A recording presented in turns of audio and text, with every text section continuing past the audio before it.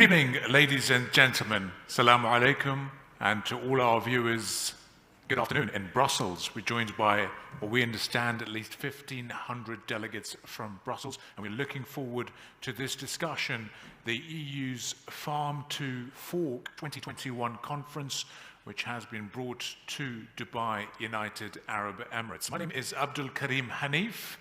I am your moderator today. I am a UAE-based broadcast journalist as well as a radio presenter, and I'm looking forward to hosting this discussion. Now, Expo obviously started on the 1st of October, bringing brilliant minds, connecting minds, and creating the future. And of course, in line with that, we've got this panel in this beautiful Italian pavilion, which says, "Beauty connects people." And that's why we're all here.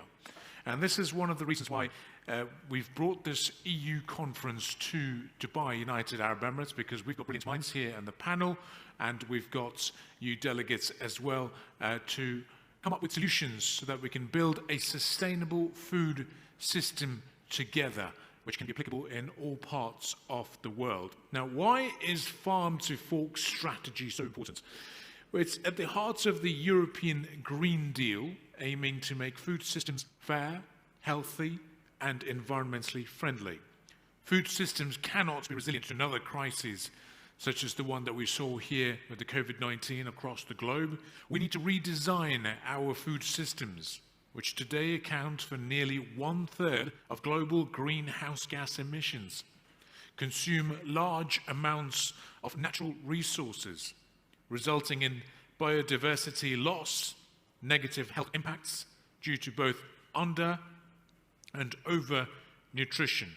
So the EU recognizes that these challenges can only be effectively tackled through international cooperation. And this is why we have our session here. The session we will commence now brings together international actors to discuss global partnerships, trade and cooperation in the framework of sustainable food systems. So how it's going to work is I will introduce each panel, so please put your hands together to welcome them, and then I'll throw the question after I've introduced each panelist to have their opening statements. To my extreme right, or to your left, is Mr. Andrea Matteo Fontana, who is a financial expert, starting his career from Citibank, so also looking after the international trade development for EU, served as the EU ambassador to the Hashemite Kingdom of Jordan, took over as the ambassador extraordinary and plenipotentiary of the European Union to the UAE, and also serves as the European Commissioner General for Expo 2020 Dubai. Then we have Her Excellency Ms. Arai Yutaka, who's the Vice Minister for International Affairs, Ministry of Agriculture, Forestry and Fisheries. And she, in July 2021, took over as the Vice Minister for International Affairs for the Minister's Secretariat. Good evening to you. And we have Ms. Sara Reversi, who's the President of the Future Food Institute Italy, whom we had an in-depth discussion about how she's been working with the United Arab Emirates, also working at the world of food security. She recently co-founded the goodaftercovid19.org and has a number of initiatives as well, serves as the ambassador of the Agri-Food Tech and Wellbeing in the thematic area of the Federated Innovation Project at Mind, and president of the Scientific Committee of Fondazione Italia Digitale. Now, if I've butchered Italian, I apologize, because I am not that fluent in Italian.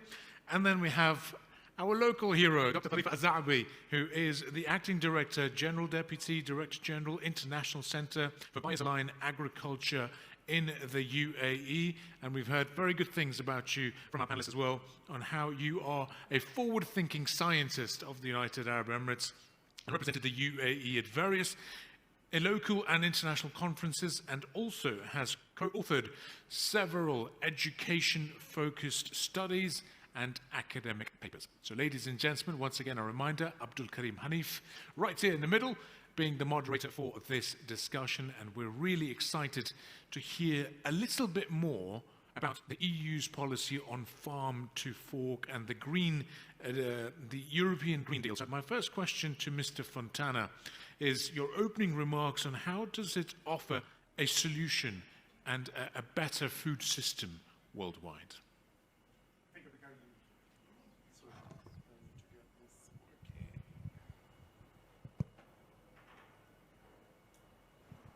Can you hear me? Yes. So thank you, Karim, for this introduction. What I want to say is that we're coming out slowly of a pandemic that has shown the limits of the production system as we know it. And we need to change the world in which we live, and as we know, we need to build back better together. So there is a global challenge that is in front of us in terms of rethinking the production system of our economies, and in particular, the production system of food that is essential for the planet. So this is a global challenge that is in front of us. And in response to this, we believe that we need collective actions to transform the way in which we produce food, we process food, and we consume food. And building sustainable food systems to ensure sustainable and healthy nutrition patterns is also essential for achieving the goals of Agenda 2030 and the Sustainable Development Goals, and also the Paris Agreement on climate. This is why last year the EU launched the EU Green Deal, that is essentially an holistic approach to make our economy thrive within the boundaries of the planet and in order to become climate neutral by 2050. As you know, the EU has committed as the first continent to become climate neutral by 2050. And in order to reach that objective, we will need to fundamentally transform our economic way of production and also our food system. The Green Deal includes the Farm to Fork strategy that we will discuss today, which sets how to transform and build fair, healthy, innovative, and environmentally friendly food systems. And also as part of the Green Deal, we have launched the EU Biodiversity Strategy, which is a strategy for a transformative and ambitious biodiversity framework, allowing to the need to change our food systems. So these are global challenges, and as you hinted to, global challenges require global solutions and international cooperation. As we've seen with the pandemic, only international coordinated action amongst all partners is able to tackle these global challenges and build back better.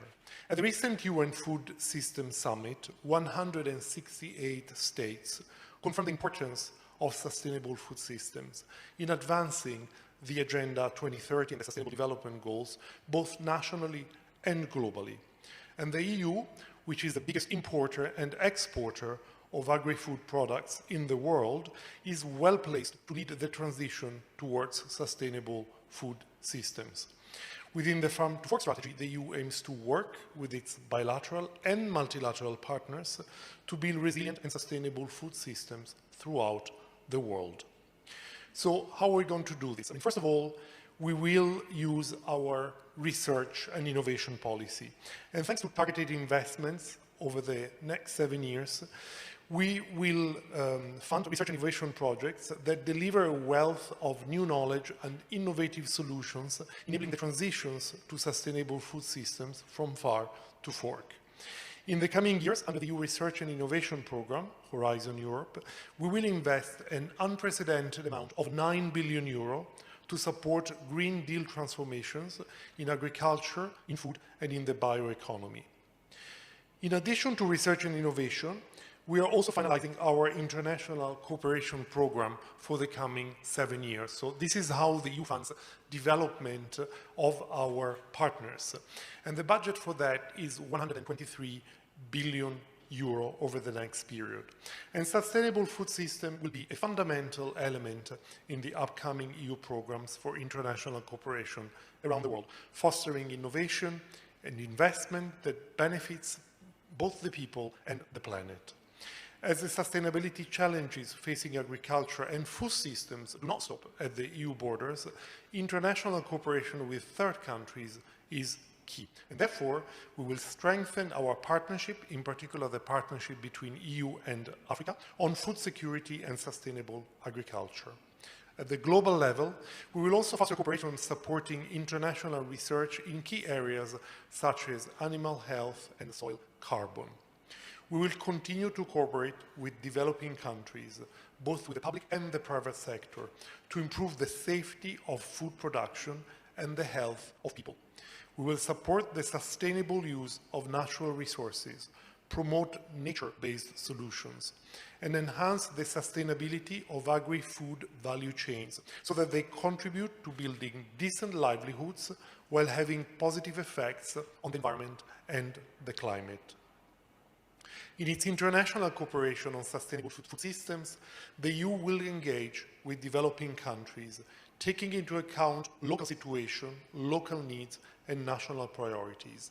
For example, we will work with the FAO, the Food and Agriculture Organizations, in conducting sustainability assessments on national food systems in developing countries, which will be useful building blocks in the development of national pathways for sustainable food systems, one of the main outcomes of the recent UN Food Systems Summit. We will also use our trade policy in this endeavor, and our trade policy will contribute to enhancing cooperation with third countries in areas such as animal welfare, the use of pesticides, and the fight against antimicrobial resistance. Our trade policy will also continue to be a powerful instrument to fight against deforestation, streamline efforts to reach climate neutrality, and strengthen the protection of biodiversity.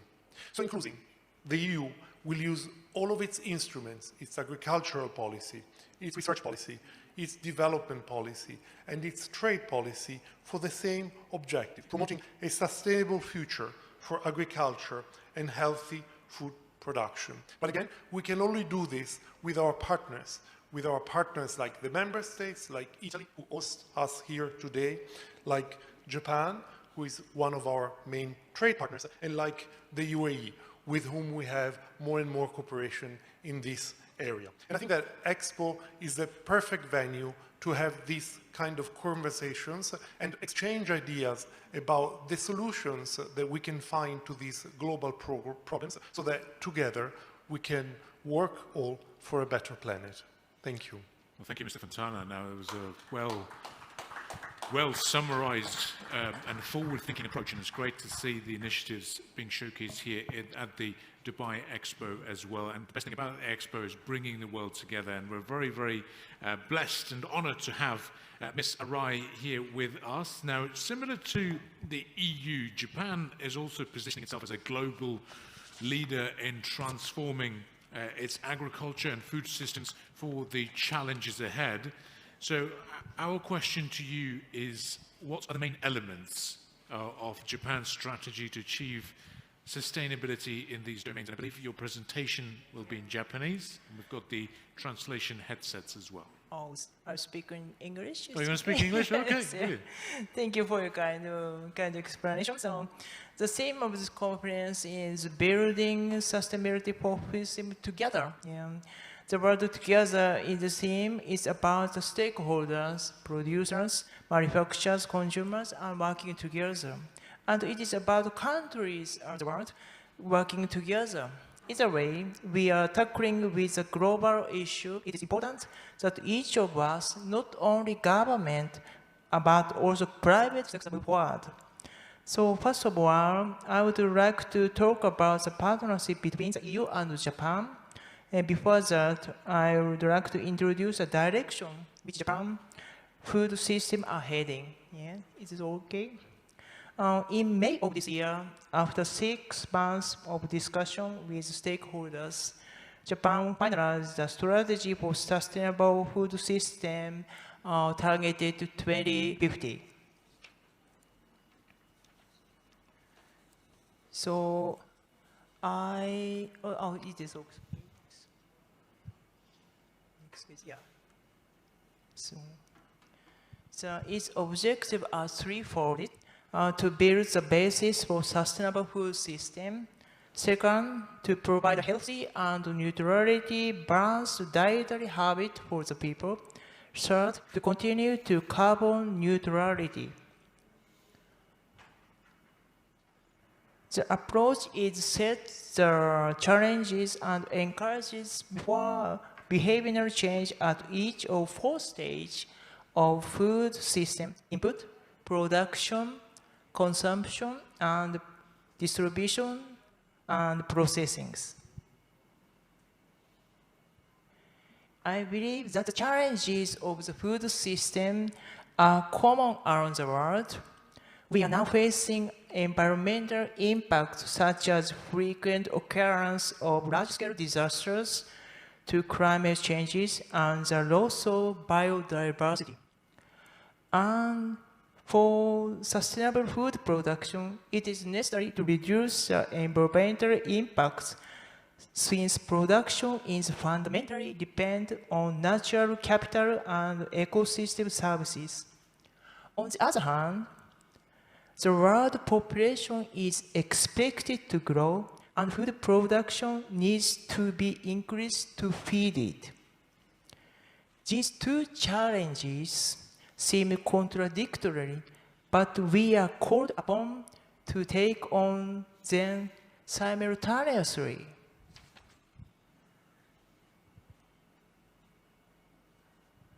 And then, when we are looking at food production on a global scale, the harvested area has hardly increased. In spite of that, the world has fed its gross population by expanding agriculture production through the use of chemical fertilizer and pesticides, as well as by increasing the shelf life of food through advances in food processing technology. And yet, we are still far from eradicating hunger. One of the ways to lower the environmental impact from agriculture is to reduce the use of chemical fertilizer and pesticides, as set out in the European Union's Farm to Fork strategy and Japan's strategy also. In order to enhance productivity while reducing impact, we need innovation. The innovation should be not only for production sector, but also at each stage of the food system, including input, processing, and consumption.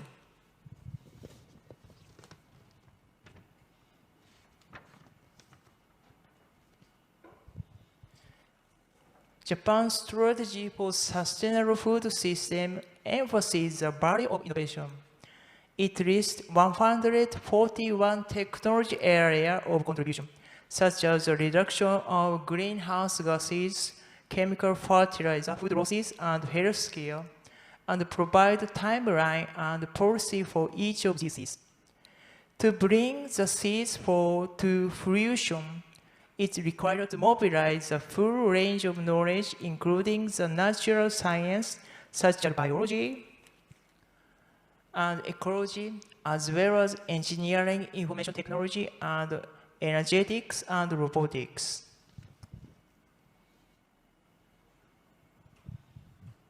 The strategy has 14 key performance indicators, which are very ambitious for Japan. For example, the target to reduce pesticide use and to increase organic farming to 25% of farmland includes the challenge of controlling pests and disease. Farm armyworm is the most native to tropical and subtropical region of Africa, has now spread globally. In July 2019, the pest was detected for the first time in Japan, and the pest has been detected in all 47 prefectures, also in the north part of Japan. It is expected that there are increased risk of settlement of farm armyworm in Japan due to global warming. To achieve this goal, innovation is essential.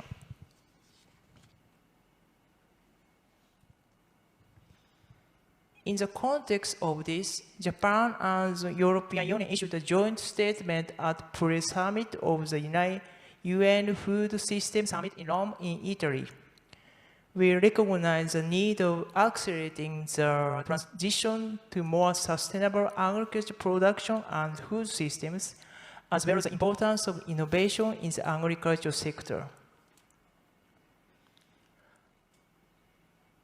And jointly committed to setting the practical and coherent solution based on the diversity of nature, society, and food culture. Beyond the Food System Summit, the stage is now set to put these into action. Japan will work to strengthen researches and development, raise human capital, and promote public and private investment. And in the light of this Food System Summit, Japan has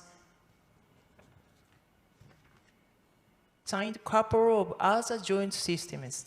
The first is one joint system on a balanced diet with France and Italy and Spain. The second is the joint system statement on sustainable agriculture production and food system with Southeast Asia countries.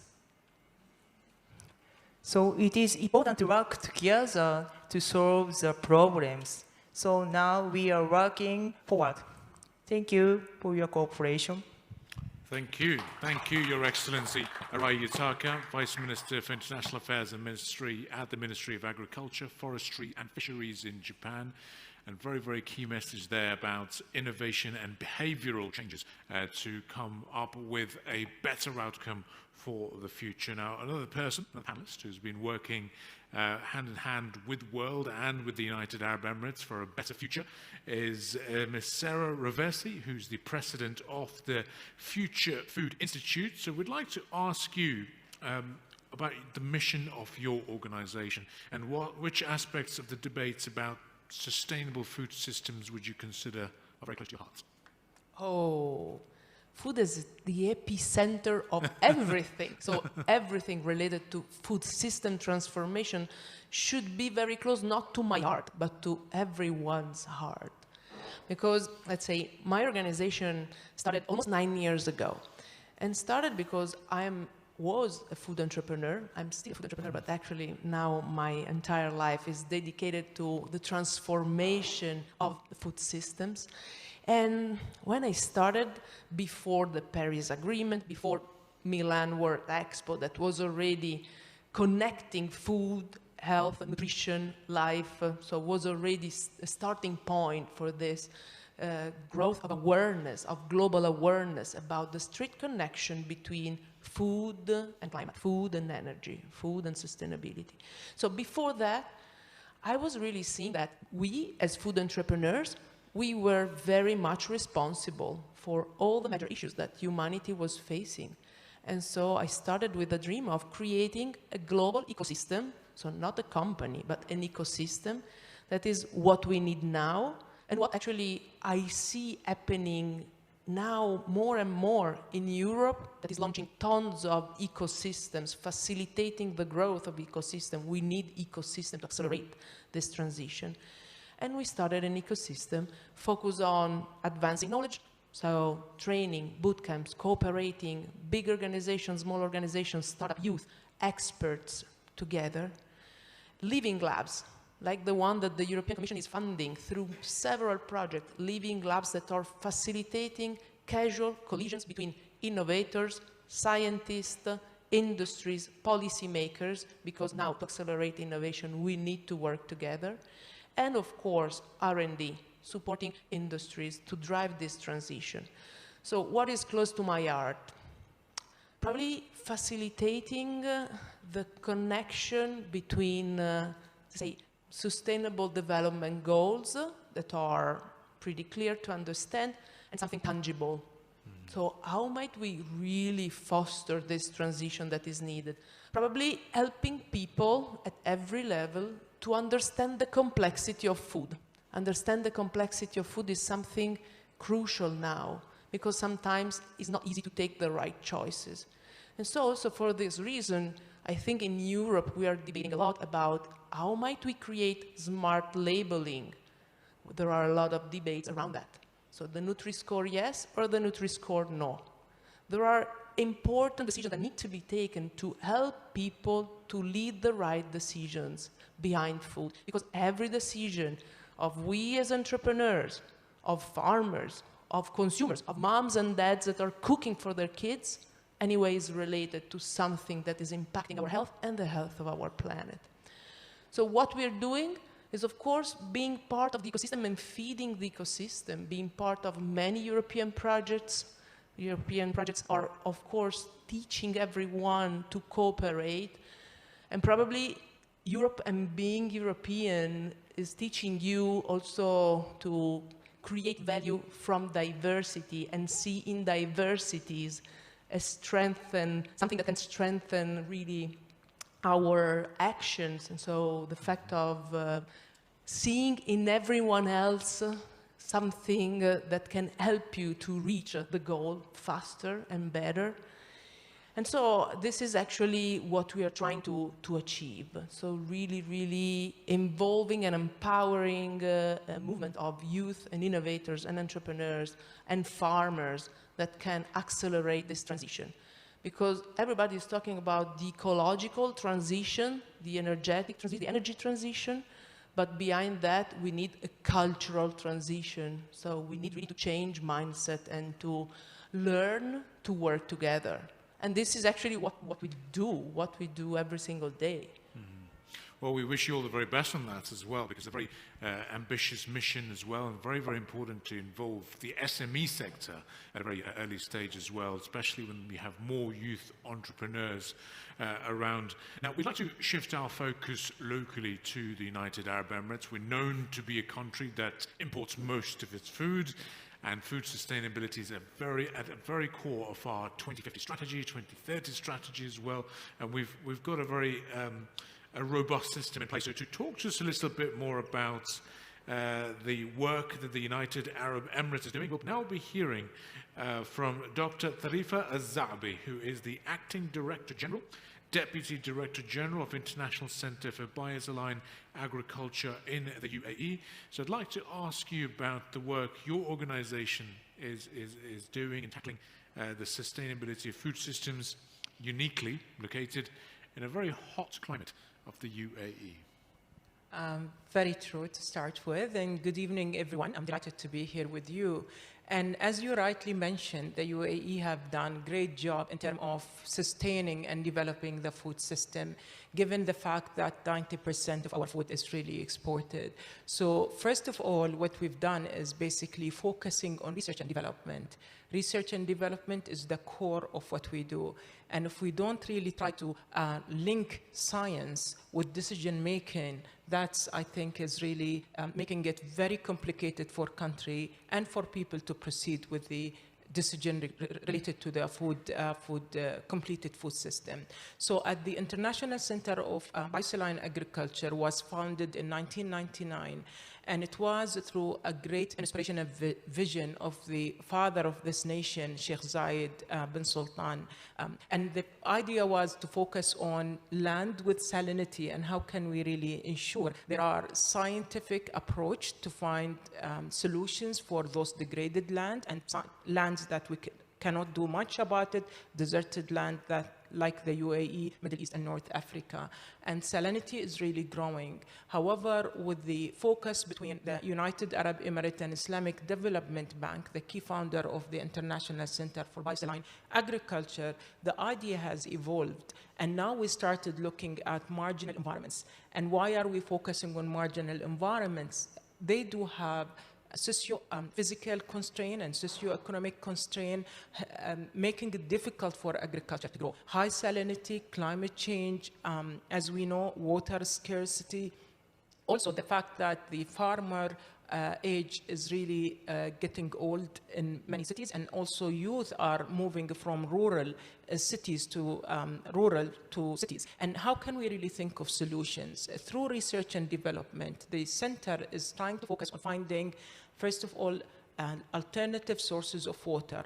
How can we continue growing nutritious food, sustainable food, with alternative ways. So we're looking at saline water, we're looking at unconventional sources of water, whether it's water resulted from rejected brine water or brackish water from desalination, or we also look at the sea water. We do have the sea here, so what can we really do with that?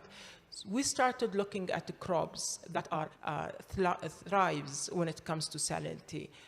Researchers talk about halophytes, halophytic crops that are very much salt-loving, and also we look at the salt-resilient crop, stress-resilient crop. We call them smart crops that are suitable for this kind of environment. So we're speaking about quinoa. Nutritious, grows easily in saline and salty lands, and it's very easy to maintain as well at the same time.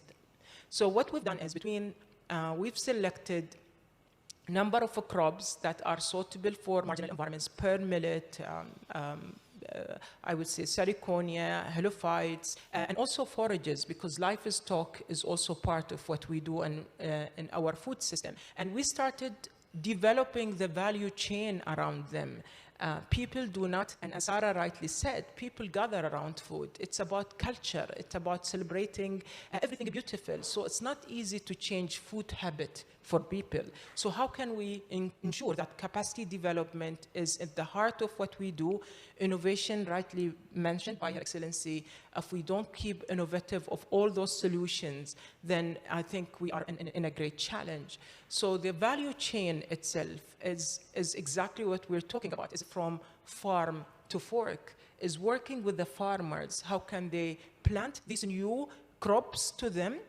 Crops that are, I would say, responding to most of the challenges. We're talking about soil or climate change or water scarcity. And how can we take them through the entire process to their dining table and make them enjoy healthy life using these type of crops? So involving them in a process, we're not only talking about basic research, however, we're talking about applied research, which is very much important, because see it to believe it, experience it, work with the farmer, and try to work in harmony and bring the youth on board. And that's where our Minister, Her Excellency Maryam, always trying to introduce creative technologies to youth. If we do not, we're dealing with generation who are tech savvy, we just cannot continue without having them on board using the traditional method of agriculture. So we've got to evolve, we've got to speak the language of technology, we bring the youth together and try collectively through partnership. And Sustainable Development Goal number 17 is the core of what we do. Bringing people together, private sector, partnership, government together, policymaker, and hands-on through entrepreneurs and companies, SMEs, who are really contributing greatly to this ecosystem of entire food system. Well, that's a very well put out statement, and what the United Arab Emirates is like to do. Dr. Zaabi, thank you very much for that. And very, very important point here is that we have to speak the language of technology. And that's a very, very important remark to take back. Well, this is an interactive session. We've got questions we'll be sending out to the floor. We've got mics rotating around. We'll also be getting questions from Brussels as well. So we have a portal where they can be sending the messages, and I have access to that. So we'll be talking to you about that. So now let's skim through some of the questions that we've got lined up now. I'd like to ask Mr. Fontana, because it was very interesting to hear about the European Green Deal. Now, in Europe, we're used to this notion that we can't satisfy everyone. We get a little bit of protest on little new initiatives that we come up with, and there's a growing perception from a small corner that says that the farm-to-fork strategy is a recipe for high cost and low output in agricultural production. So has the European Commission assessed the impact of its farm-to-fork strategy?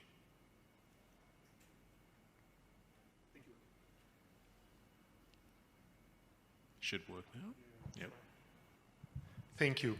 So I think that it's not so much a matter of choice what is in front of us. So we are living through a profound crisis that is affecting the planet, and we have to take responsibilities for our societies and for our economies. And I think that the transformation of our economy, and in particular of the agricultural sector, the production of food, needs to change.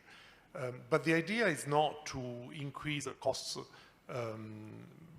but rather to do this together, as I said before, with our partners, and invest more wisely the resources that we have in research and innovation, in different farming technologies and practices that can help us to reduce emissions, contributing to fighting climate change, while maintaining a substantial but healthy food production.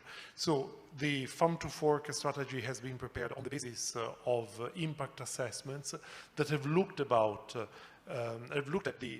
impacts that the transformation of the agricultural sector will require in Europe and outside. But we will do this responsibly with our partners.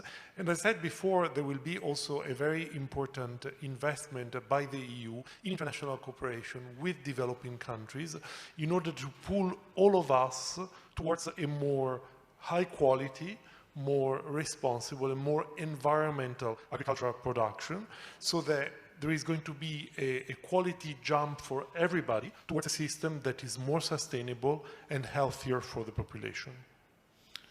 Very well put out over there in terms of what we're going to see, the benefits for the population as a whole. Your Excellency, Arai, I think I'd like to know a little bit more about the most developed countries such as yours, such as Japan. How can they contribute towards addressing some of the challenges related to food systems, particularly in the developing world? As you mentioned, you're working with the ASEAN states as well. So what are the examples of the best practices that Japan has shared with them, and what are the challenges have you faced from them?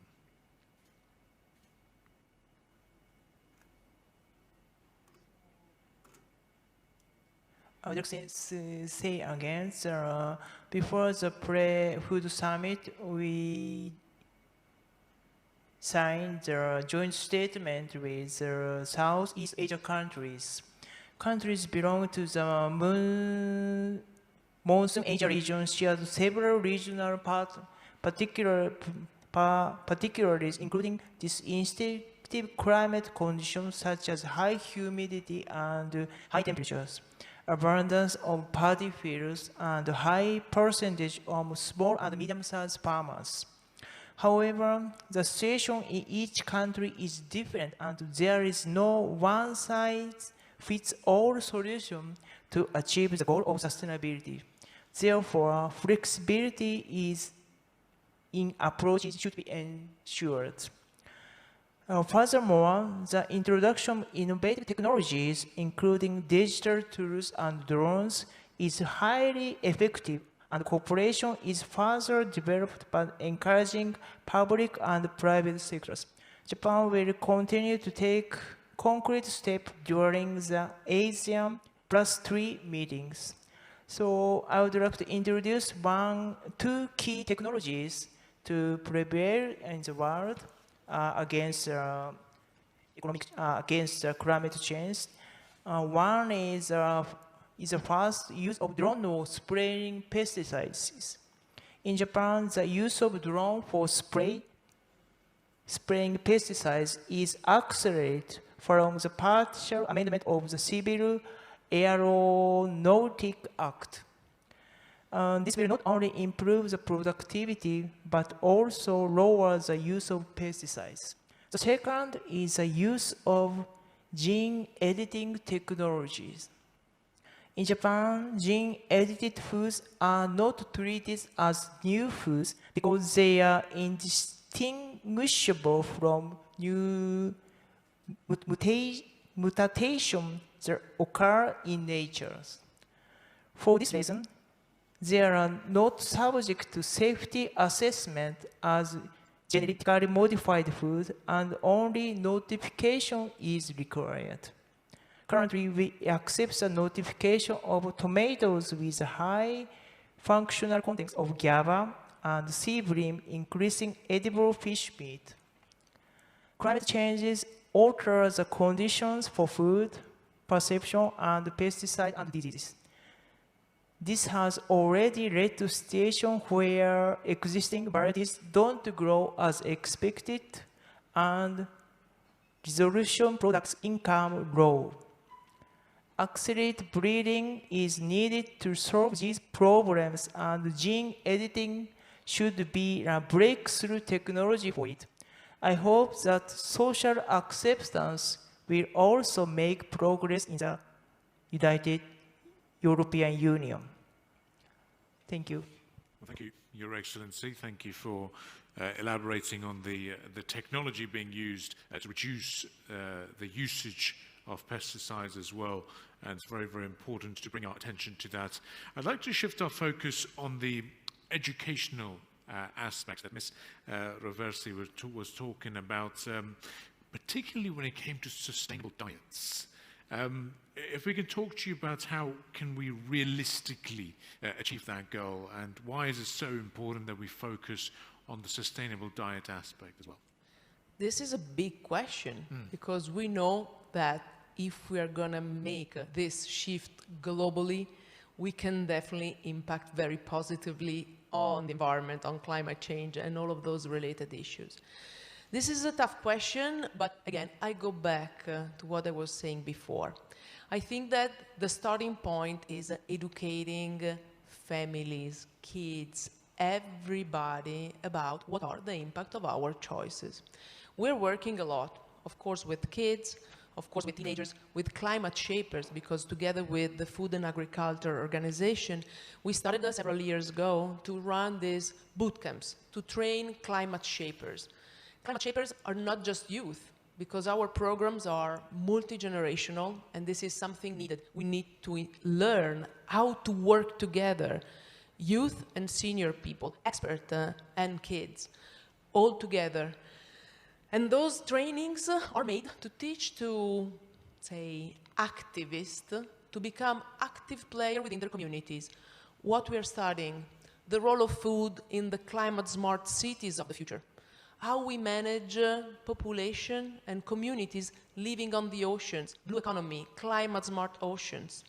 We are learning about regenerative farming and regenerative agriculture, climate-smart solution to transform agriculture. This is a huge topic, because when you hear big brands, the biggest brand in the world, saying that they're going to shift their entire procurement into sourcing coming from regenerative ag, this, of course, will start a process that is including green finance, carbon finance related to agriculture, a huge transformation that is going to be on the shoulders of farmers, how they're going to manage the transition. So huge topics. And the last topic, of course, is climate-smart diets and regenerative kitchens, how we shift our eating habits. Everything is connected. We cannot just talk about diets if we do not include the awareness about how we produce our food, how is important food for our culture, our traditions. So for sure in Italy, I feel proud and lucky because I come from a country that is including and hosting the most important UN agencies that are talking about food. Because in Italy, we host the Food and Agriculture Organization, FAO, the World Food Programme. So our tiny country has been investing in food-related topics since decades and decades. Of course, we come from a country that is in the heart of Mediterranean, very tiny, but I see our country as a bridge that is connecting Europe with the huge country and continent of opportunities that is Africa. And the Mediterranean basin has been for centuries, let's say more, probably 3,000 years and more, a connector. It was the first network. Mediterranean was the first network. So we learn and we are part of this biodiversity. Our DNA is made by that. And being at the epicenter, of course, has brought tons of cross-pollination, contamination, connections.